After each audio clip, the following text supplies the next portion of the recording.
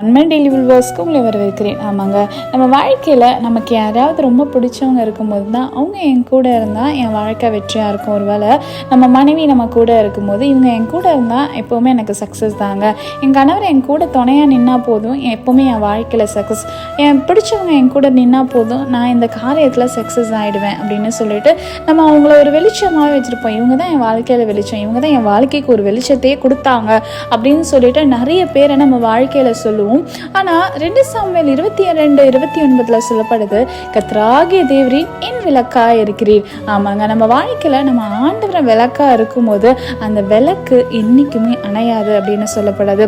எப்படி தெரியுமாங்க, இந்த சிலுவை காலத்தில் நம்ம இருக்கும்போது நமக்காக தானே ஆண்டவன் அந்த சிலுவையில் மறிச்சாரு, நமக்காக தானே பாடுபட்டாரு, நாம தான் பாவம் பண்ணோம், பாவமே அறியாது அவர் தானே அந்த சிலுவையில் நமக்காக மறித்தாரு. ஏன் தெரியுமா, அவர் மறிக்கும் போது அவர் நமக்காக உயிரை கொடுக்கும் போது நம்ம வாழ்க்கை வெளிச்சமாகும். ஏன்னா நம்ம வாழ்க்கை ஆல்ரெடி பாவத்திலையும் சாபத்திலையும் கட்டுகளையும் நம்ம இருந்தனால ஆண்டவர் இந்த உலகத்தில் உள்ள எல்லா பாவத்தையும் அவர் ஏற்றுக்கொண்டு நமக்காக மறிச்சாரு. ஏன்னா நம்ம வாழ்க்கையில வெளிச்சமா இருக்கணும் அப்படின்னு சொல்லிட்டு. இனிமே உங்க வாழ்க்கையில நீங்க வெளிச்சம் இல்லைன்னு நினைக்காதீங்க, ஆண்டவர் உங்க இருளை நீக்கி போடதான் அந்த சிலுவையில மறிச்சாரு. அதனால வெளிச்சத்தின் தெய்வத்தை நீங்க பார்க்கும்போது உங்களுக்கு நிச்சயம் விடுதலை நடக்கும். நீங்கள் ஆசிரிக்கப்பட்டவர்கள் தேவன் உங்களை ஆசிர்ப்பராக. ஆமென்.